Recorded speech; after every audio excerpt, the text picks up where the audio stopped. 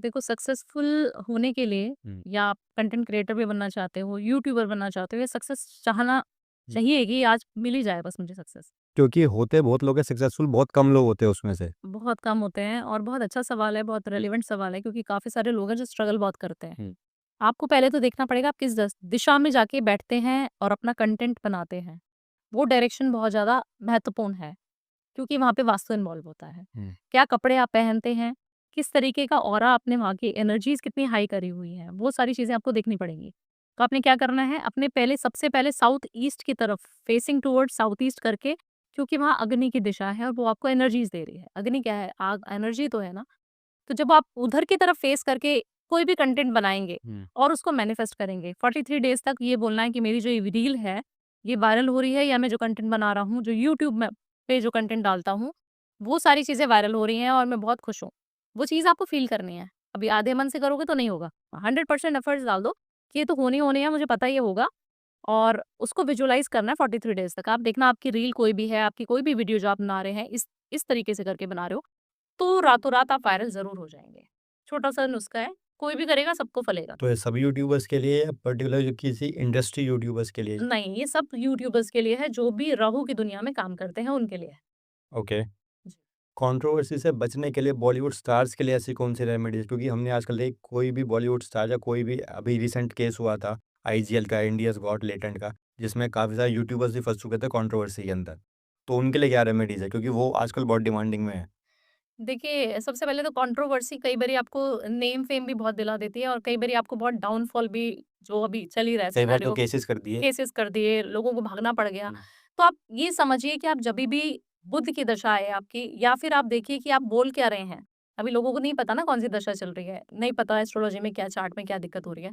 तो as astrologer मैं ये बोलूँगी जब भी आप बोलें, उस चीज़ को पहले मन में दोहरा लें।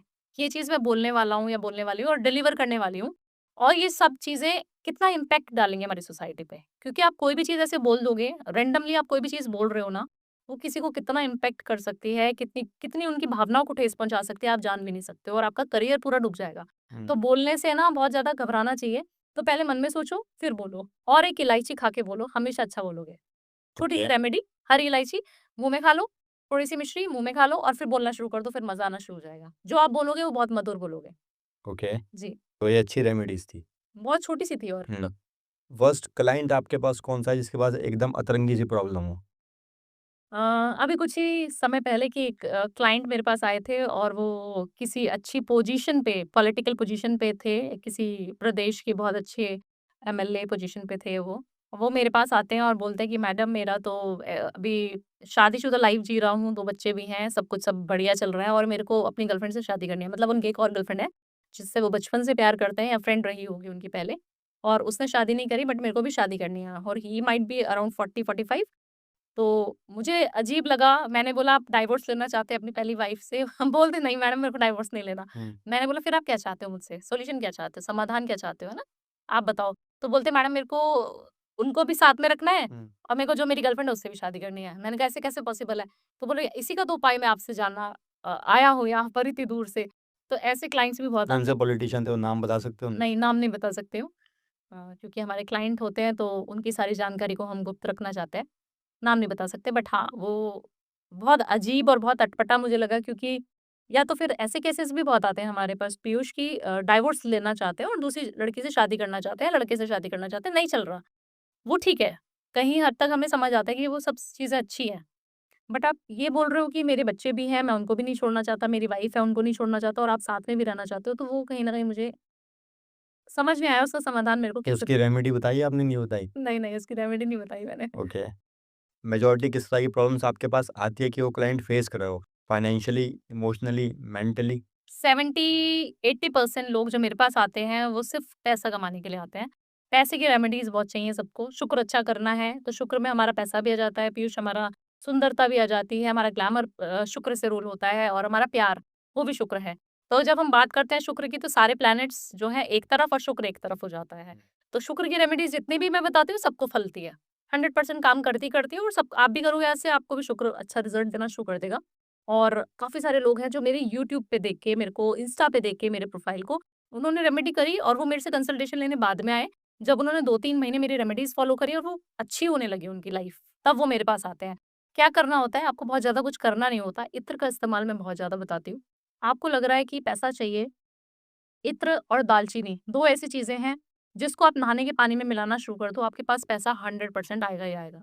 ये हमारा वीनस माउंट है। यहाँ पर आपको इन्फिनिटी का साइन बनाना है ग्रीन कलर के पेन से, या तो सिनेमन का पाउडर या रोज़ वाटर या दही या फिर इत्र, कोई भी चारों में से एक चीज़, और ओम भार्गवाय नमः इस मंत्र का चैंट करते रहो। 24 टाइम्स करना है, या आप ऑफ़िस में, गाड़ी में, घर में, कहीं पे भी कर सकते हो। और ये कोई भी कर सकता है, फ्राइडे के दिन किसी भी टाइम? किसी भी टाइम डेली। ओके। जी, ये शुक्र का मंत्र है और ये कोई भी कर सकता है। ये मैं अपने पर्स में भी लेके घूमती हूँ, तो हर इंसान जो भी मुझे सुन रहा है, वो ये रेमेडी करे, फिर बताए कि मज़ा आ रहा है कि नहीं आ रहा। 100% पैसा आएगा, 100% प्यार मिलेगा और ऑरा बहुत अच्छा हो जाएगा। पर्सनैलिटी चार्मिंग हो जाएगी आपकी। ओके। जी। अगर किसी पे कोर्ट केस चल रहा है तो उसका क्या सॉल्यूशन है? देखो, कोर्ट केस चल रहा है तो देखना पड़ेगा कि कोर्ट केस किस तरीके का चल रहा है, और माँ बगलामुखी की साधना, उनकी पूजा, उनके हवन जो होते हैं, वो कोर्ट केस किसी भी तरीके का चल रहा हो आपका, वो वहाँ से निज़ात मिलेगी ही मिलेगी। तो मैं सभी को अभी बोलती हूँ कि हिमाचल प्रदेश चले जाओ, हुँ। और वहाँ पर जो कांगड़ा का मंदिर है, जो देवी का मंदिर है, माँ बगलामुखी का जो टेम्पल है, वहाँ पर जाकर जब आप हवन करवाते हो, तो आपके ऊपर कितनी भी दुविधा हो, क्योंकि वो कलयुग की देवी हैं, क्योंकि वो इतनी पावरफुल है।